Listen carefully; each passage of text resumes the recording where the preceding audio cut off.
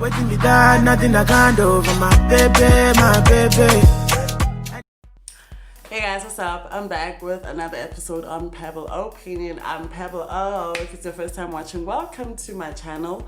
And I hope you're gonna have a great time, especially if you love Bbnaija lockdown, which is getting hotter and hotter and hotter by the minute. Today I'm gonna be doing my first ever conspiracy theory, my first ever Bbnaija conspiracy theory. Me, I generally love conspiracy theories, you know. And today's conspiracy theory is that Nengi is this season's alpha male and female. We know that in previous seasons we had people like, like last season we had Tasha, she was the obvious alpha female, you know. And then that other season we had, what's her name, Cece. And then in terms of alpha males, you know, we've had people like Teddy A. People were saying that Teddy A is the alpha male, you know. I don't know if he was, but I liked him, you know. So, but this time, you know, guys, this season of Bbnaija Lockdown 2020, we have Nengi, and she possesses, you know, both characteristics of the alpha female and the alpha male. Now the reason I say that is that because Nengi, since she got into the house now, like she's had girls wanting to be her or wanting to be her friend, and she has guys wanting to be with her, you know. Like for instance, if I say that she has girls wanting to be her or her friend, just last night we had what's her name, Erica, you know, we had Erica talking to her best friend, or her soulmate as I like to call him, talking to Laycon, telling Laycon and what's her name, Dora, that she feels that Nengi doesn't want to be friends with her. You remember last week, after last week's party, Nengi pulled, what's her name? No, Erica pulled Nengi to the side and talked to her and said, what's happening, because I thought we'd be cool friends in the house because we're the two most hottest girls in the house. That's what Erica said. You know, and they had a talk, you know, and it looked like there was some progress there, you know. But then since last week Saturday till now, there hasn't been any progress. Like Nengi has just, you know, not given Erica the attention she feels she needs from Nengi, you know. Nengi is just all about herself, you know. That's why I'm saying that the girls want to be her or her friend, and then the guys want to be with her. Another example of why Nengi is the alpha male is that she's so self-reliant, you know, and even though she plays with the guys' hearts, you know, which is something that you wouldn't expect from a girl, you know, because we've never seen such such a game plan on Big Brother, you know, where somebody just decides, you know what, I'm gonna go in there and I'm gonna break hearts and there's nothing you guys can do about it. I'm gonna pick you, and then when I'm done with you, I'm moving on to the next one, on to the next, on to the next, on to the next. She started with Ozo, moved on to Prince, and now there's Kidwaya in the mix, but then I think he and Kidwaya, you know, they're like, I don't know, they're on the same level, you know. I don't think she can do anything to Kidwaya because that one is just a bad man, you know, on his own. So yeah, man, another reason why I say Nengi is the alpha male is because she's self-reliant. She doesn't rely on any man. She's in charge. Did you see how easily she handled her head of house, you know, Rain? Like she was just like calm, collected, nobody complained about anything. She had everything in control, you know, meaning that she's also a natural born leader. Also, she's quite smart, you know. The things she says, you just by looking at Nengi, you think, she's just another Barbie doll, you know, a nice body, yellow bone, you know. She's just like, no, she's too plastic. No, she's not just plastic. She may be plastic and whatever, because yesterday I saw somebody claiming that her ass is fake. I don't know about that. I'm not going to be talking about that. But, you know, despite all of that, she's got brains. Like, she has a good head on her shoulders, you know. And I think that adds more, that counts also as an advantage, you know, in terms of the way she's playing her game, in terms of her approach to the game, you know.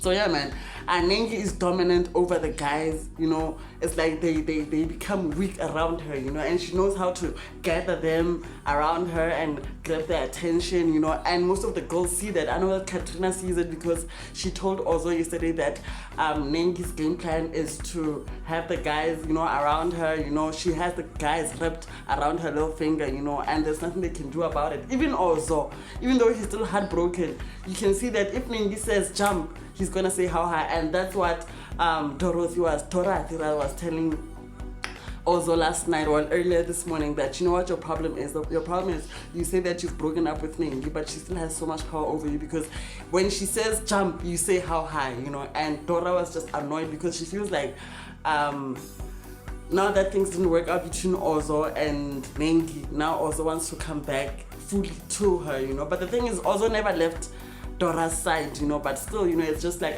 when are you using me? Just because it didn't work out there, now you're here, you know, and trying to get into my bed and whatever. But yeah, man, and Nengi is the shit inside that house. Nengi has girls crying, wanting to be her friends, and then she's got guys crying, wanting her to be their girlfriend, you know. And I don't know, man, like I was saying yesterday, I said that I can't wait to see how her game unfolds, you know, because she's in so much, like the way she's in so much control of her game. The last time I saw somebody so in control of their game was Tasha last year.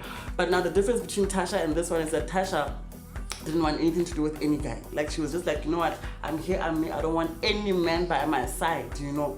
But then with Nengi, she's like, my strategy is to play with these men. I'm gonna lure them in, and then once I have them right where I want them, I'm gonna dump them, you know. I don't know why she does that. I don't know what the end goal is, but you know what? She has me glued to my TV screens, and I'm not complaining. And I love just how, like I said, I love how self-reliant she is, you know. Even though she plays with the guys, she doesn't rely on them. There's a difference, you know. Even she plays with them, she uses them, but she doesn't need them. At the end of the day, it's her by herself in her own bed, not crying over any man, not trying to get into other people's relations. Like, the thing is, she does it with so much ease, you know. Even if she sees Kidwaya and Erica having a moment, she can let them have their moment, but she knows that once they're done, Kidwaya is gonna come to her and promise her the world and heaven and everything that Kidwaya promises the girls in the house, you know. And she takes it with just ease, you know. She takes it with a pinch of salt. She doesn't just go crazy like, oh my God, Kidwaya is talking to me, or oh my God, Ozo's talking to me. She's so chilled